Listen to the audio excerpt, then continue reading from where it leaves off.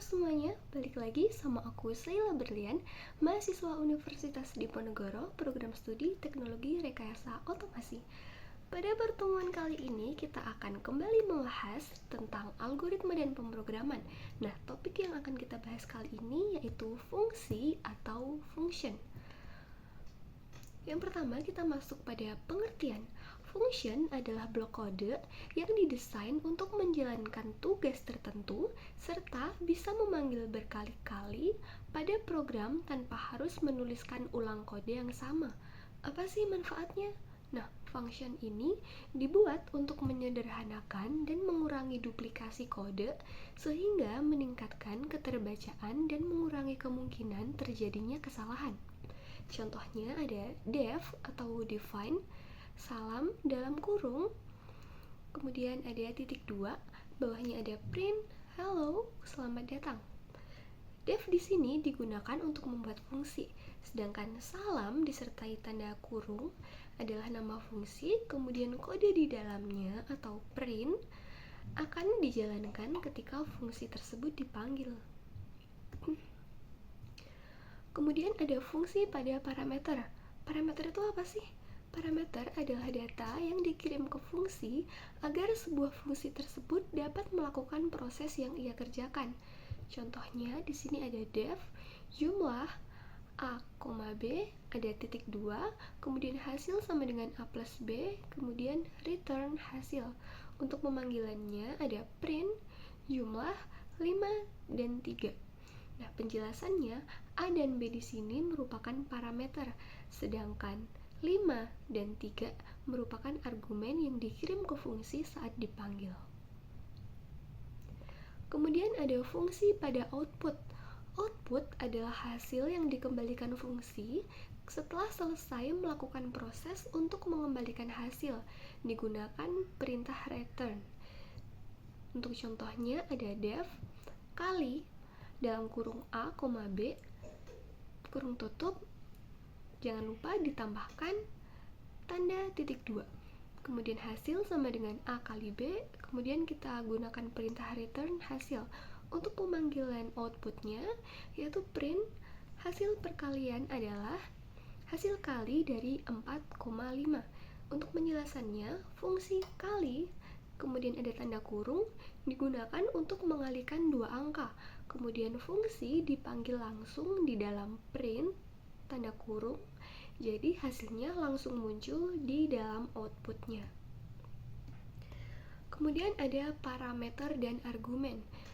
Jadi parameter adalah nama variabel yang didefinisikan pada deklarasi fungsi atau tempat fungsi menerima nilai. Contoh deklarasi tersebut adalah define kali dalam kurung x dan y, kemudian ditambahkan titik 2, yang artinya x dan y merupakan sebuah parameter. Kemudian argumen adalah nilai nyata yang dikirim ke fungsi ketika fungsi tersebut dipanggil. Contoh pemanggilan kali dalam kurung 10,7, yang mana 10 dan 7 adalah argumen. Secara singkat, parameter adalah variabel pada definisi dan argumen adalah nilai saat pemanggilan. Kemudian ada jenis-jenis parameter. Yang pertama ada parameter wajib, yang mana parameter ini harus diberikan argumennya saat fungsi dipanggil. Urutannya harus sesuai. Digunakan untuk data inti yang selalu dibutuhkan fungsi, misalnya angka yang akan dihitung. Kemudian jenis yang kedua ada parameter kata kunci. Argumen dikirim dengan menyebutkan nama parameternya, sehingga urutan pemanggilannya tidak harus sama. Nah, ini digunakan untuk meningkatkan kejelasan kode dan fleksibilitas urutan saat memanggil fungsi. Kemudian jenis parameter yang ketiga ada parameter default. Definisinya, parameter yang memiliki nilai bawaan saat didefinisikan. Argumennya menjadi opsional. Jenis parameter ini digunakan untuk nilai yang umum atau standar agar fungsi bisa dipanggil tanpa harus mengisi argumen tersebut. Kemudian ada jenis parameter yang terakhir yaitu parameter jumlah variabel. Definisinya yaitu parameter yang memungkinkan fungsi untuk menerima jumlah argumen yang tidak tentu, mau seberapapun itu banyaknya. Nah, parameter ini digunakan ketika Anda tidak tahu pasti berapa banyak input yang akan diberikan pengguna ke fungsi, misalnya untuk menjumlahkan daftar angka. Kemudian ada return value. Return value adalah nilai yang dikembalikan oleh fungsi setelah fungsi tersebut selesai menjalankan tugasnya. Nilai ini bisa digunakan kembali oleh bagian lain dari program, seperti disimpan dalam variabel, ditampilkan, atau diproses lagi. Dengan kata lain, return value merupakan hasil keluaran atau output dari fungsi itu sendiri. Kegunaan return value ada 4. Yang pertama, untuk mengembalikan hasil perhitungan. Contohnya dalam menghitung luas, total, rata-rata, dan sebagainya. Yang kedua, untuk meneruskan data ke bagian program lain. Yang ketiga, untuk membuat fungsi menjadi modular dan fleksibel. Kemudian yang keempat, untuk mempermudah debugging, karena hasilnya bisa diuji tanpa langsung tampil di layar. Kemudian selanjutnya ada scope variable. Apa sih scope variable? Nah, jadi scope variable adalah batas atau jangkauan tempat variabel dapat diakses dan digunakan di dalam program. Dengan kata lain, scope menentukan di mana sebuah variabel dapat dibaca atau diubah. Jenis-jenis scope variabel ada 2 nih teman-teman jenisnya. Ada global scope dan local scope. Di sini aku akan langsung jelasin perbedaannya ya. Dari segi aspek lokasi deklarasi, global scope ada di luar fungsi, sedangkan local scope ada di dalam fungsi. Dari aspek bisa diakses dari seluruh program untuk global scope dan bisa diakses hanya dalam fungsi tersebut untuk local scope. Untuk aspek umur variabel, dari global scope sendiri dapat digunakan selama program berjalan, sedangkan local scope saat fungsi aktif saja. Nah, di sini ada contoh global scope, yaitu X sama dengan 10, sedangkan contoh dari local scope adalah def, f, tanda kurung, tanda titik 2, y sama dengan 5. Oke, sekarang kita langsung lanjut ke kodenya.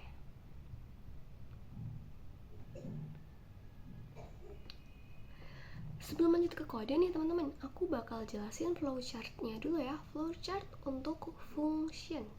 Yang pertama ada start, kemudian print calculator instruction, ask the user for number 1, ask the user for number 2, ask the user for operation type.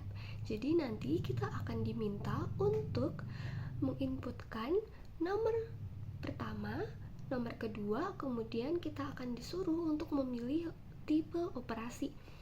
Nah, di sini ada beberapa pilihan. Apabila operasi adalah penjumlahan, jika benar maka kedua nomor tersebut akan dijumlahkan. Jika salah, maka akan kembali ada situasi pengkondisian. Apakah operasinya pengurangan? Jika benar, kedua nomor tersebut akan dikurangkan. Apabila salah, maka masih ada pengkondisian lagi. Apakah operasi tersebut perkalian? Jika benar, kedua nomor tersebut akan dikalikan. Apabila salah, akan ada pengkondisian terakhir, yaitu pembagian. Apabila benar, di sini kedua nomor tersebut akan dibagi. Nah, apabila salah, maka akan muncul print error message. Di sini kurang false ya teman-teman. Maaf. Nah, ini udah benar.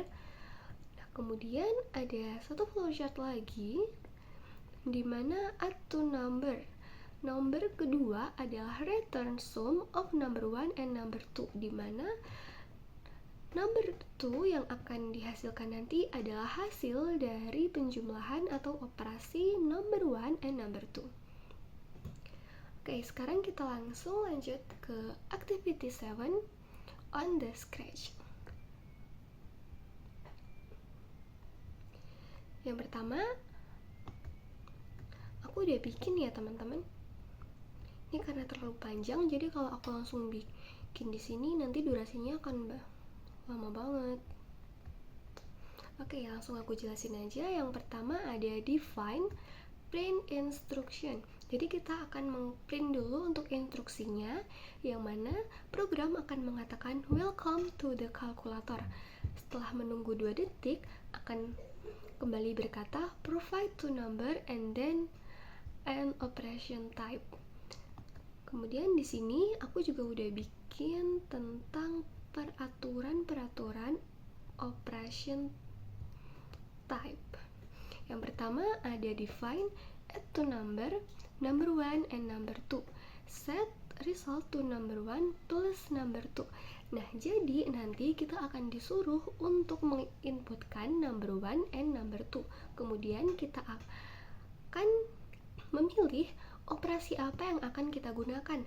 Apabila kita memilih operasi penjumlahan, maka nomor 1 dan nomor 2 akan dijumlahkan sesuai ini. Apabila kita memilih operasi pengurangan, maka hasilnya adalah nomor 1 akan dikurangkan dengan nomor 2. Apabila kita memilih operasi perkalian, maka nomor 1 akan dikalikan dengan nomor 2. Dan yang terakhir, apabila kita memilih untuk operasi pembagian, maka hasilnya akan nomor 1 dibagi dengan nomor 2. Oke, kita langsung ke programnya ya teman-teman. Yang pertama, jelas seperti biasa kita menggunakan when green flag clicked. Kita print instructionnya dulu seperti yang sudah diperintahkan di sini. Oke, di sini program akan menanyakan kita untuk nomor 1. Nah, jawaban kita akan masuk ke dalam variabel nomor 1. Kemudian akan ditanyakan lagi oleh program yaitu nomor 2, dan jawaban kita akan masuk ke dalam variabel nomor 2. Setelah itu kita akan ditanyakan tentang operation type. Di sini ada 1 for pertambahan, 2 untuk pengurangan, 3 untuk perkalian, dan 4 untuk pembagian. Nah, jawaban kita nanti akan masuk ke dalam variabel operation. Apabila kita memilih operation 1, maka kedua nomor tersebut akan ditambahkan. Apabila tidak, apabila salah, else, maka apabila kita memilih operasi 2, maka akan dikurangkan nomor 1 dikurangkan nomor 2. Apabila salah lagi, maka kita akan memilih operation 3, maka nomor 1 akan dikalikan dengan nomor 2. Apabila salah lagi, maka kita akan memilih operasi 4 atau pembagian, yang mana nomor 1 akan dibagi dengan nomor 2. Apabila masih salah, maka program akan mengatakan division by 0 is not possible, dan akan menunggu 2 detik sehingga program akan stop. Apabila kita tidak memilih dari 4 tersebut, maka program akan berkata operation number is not correct. Kita menunggu 2 detik, kemudian program akan stop dan selesai. Apabila sudah selesai, kita sudah menentukan angka dan menentukan operasi, nanti hasil akhirnya atau output dari programnya akan berkata say hasil dari 2 nomor dan operasi yang telah kita pilih tadi. Oke, langsung kita coba running aja ya teman-teman. Welcome to the calculator, provide two number and then an operation type. Oke, nomor 1 misal aku mau angka 5 dan nomor 2 angka 2. Operation type. Oke, aku mau pilih contohnya untuk nomor 3 untuk perkalian. Maka hasilnya adalah 10, yang mana aku memilih angka pertama 5, angka kedua yaitu 2, kemudian operasi ketiga yang mana itu perkalian, dan hasil atau resultnya adalah 10, di mana 5 dikali 2 sama dengan 10. Gitu teman-teman. Oke, sekarang kita lanjut ke bahasa pemrograman Python menggunakan Replit. Yang pertama, kita masukkan define instruksi.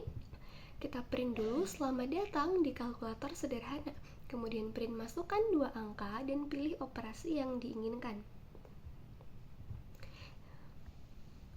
Kemudian ada instruksi lagi, kita disuruh untuk memasukkan angka 1. Angka 1 sama dengan float. Input, masukkan angka pertama, angka 2 menggunakan fungsi float input, kemudian masukkan angka kedua.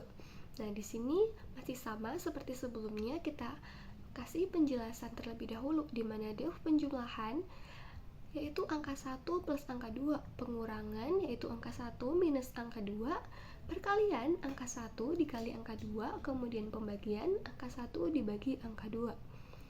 Kemudian di sini ada kode operasi menggunakan fungsi integer, input pilih operasi, yang mana 1 merupakan penjumlahan, 2 pengurangan, 3 perkalian, dan 4 pembagian. Nanti kita akan disuruh untuk menginput angka yang akan kita pilih sebagai operation type kita. Apabila operasi yang kita pilih 1, maka 2 angka yang telah kita inputkan akan dijumlahkan. Apabila kita memilih 2 angka yang kita input akan dikurangkan. Apabila kita memilih operasi 3, maka 2 angka yang kita input akan dikalikan. Dan apabila kita memilih operasi 4, maka 2 angka yang akan kita inputkan tadi akan dibagi. Nah, apabila else atau salah, maka program akan mengeluarkan output yaitu operasi yang Anda pilih tidak tersedia. Sekarang coba kita running dulu ya teman-teman. Selamat datang di kalkulator sederhana. Masukkan 2 angka dan pilih operasi yang diinginkan. Masukkan angka pertama. Aku mau coba angka 7. Kemudian yang kedua 9. Pilih operasi. Yang pertama penjumlahan, kedua pengurangan, ketiga perkalian, dan keempat pembagian. Aku mau coba untuk penjumlahan. Oke, maka di sini akan langsung menghasilkan output yaitu hasil penjumlahan dari 7 dan 9 adalah 16. Selanjutnya teman-teman, kita akan membahas project ke-6 yaitu school grades. Yang pertama kita langsung masuk ke Scratch-nya aja. Di sini aku udah bikin programnya. Langsung aku jelasin aja ya teman-teman. Yang pertama ada when green flag clicked. Nah, yang pertama kita akan menghapus dulu delete all of grades. Di sini udah ada list grades-nya, jadi kita pertama akan menghapus dulu. Kemudian kita panggil fungsi get grades from user. Apa sih get grades from user? Ini ada di sebelahnya. Jadi define get grades from user itu adalah kita mengsetting dulu export grades to true. Kemudian di sini ada perulangan atau repeat until, yang mana export grade sama dengan false. Nah, nanti kita akan ditanyakan untuk next grade dan disuruh menunggu. Kemudian ada set grade to unanswered. Kemudian if grade sama dengan -1, maka set as for grades to false. Kemudian else grades lebih dari -1 and grade kurang dari 11, maka add grades to grades. Kemudian else say please provide a grade between 0 and 10. -1 to stop. Jadi kesimpulannya kita di sini nanti akan disuruh untuk menginputkan nilai-nilai yang masuk pada school grades tersebut. Nah, untuk mengakhiri nilai tersebut, kita nanti dapat mengetik -1 sebagai tanda pengakhiran. Kemudian lanjut di sini ada if length of grade sama dengan 0, maka say you have not given any grade. Nah, kita akan menunggu 2 second, maka akan langsung di stop all. Kemudian say you have given length of grades wait 2 second, kemudian kita panggil fungsi compute list minimum grades. Compute list minimum ada di sebelah sini. Jadi define compute list minimum number list.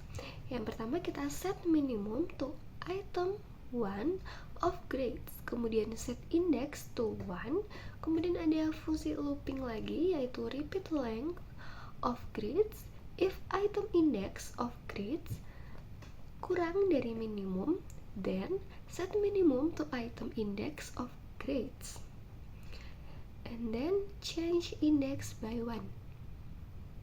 Kemudian lanjut, di sini ada compute list maximum.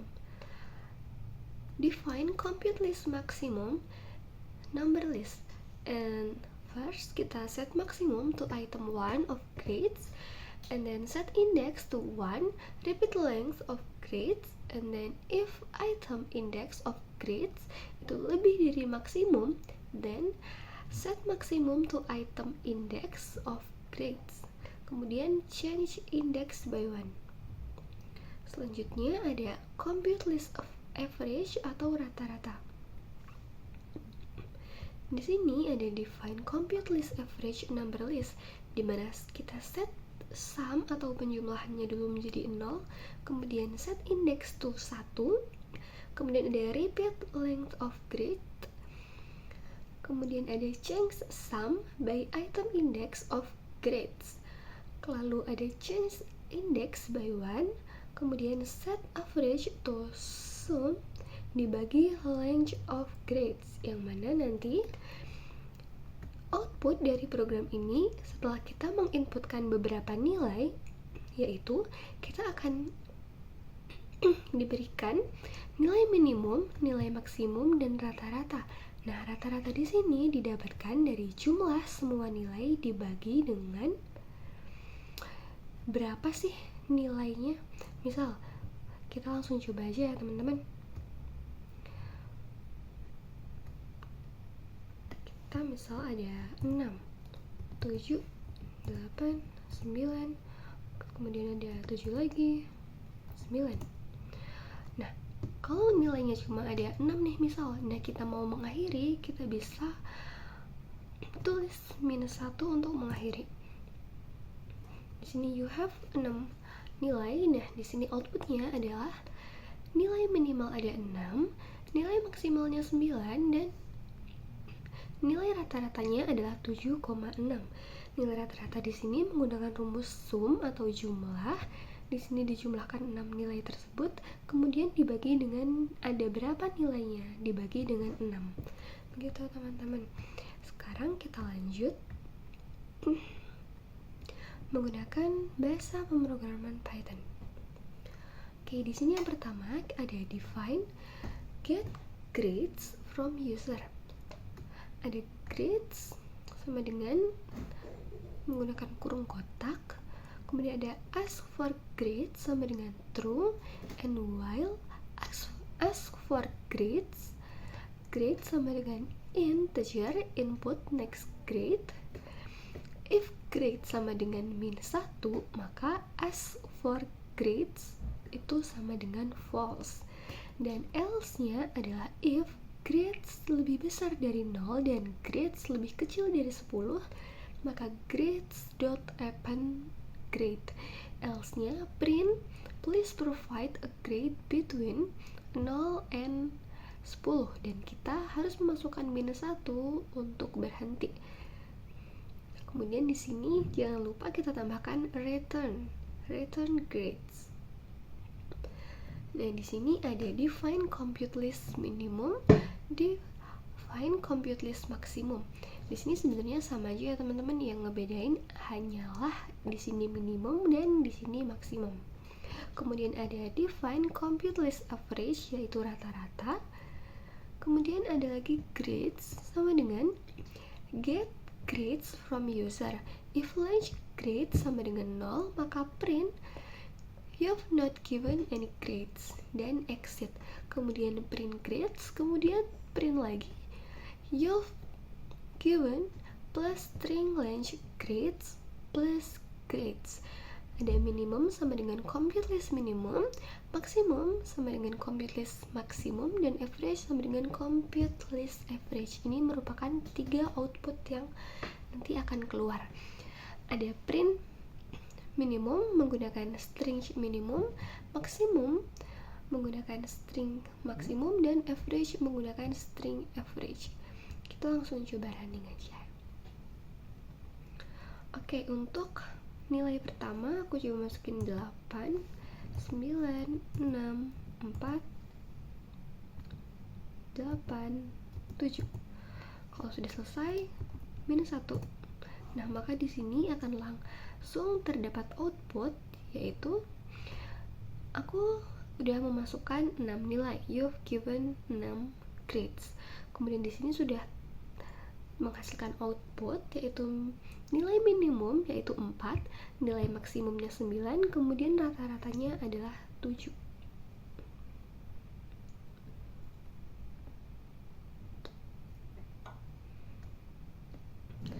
Oke, teman-teman, segitu aja materi fungsi atau function dari aku. Terima kasih sudah menonton. Bye-bye.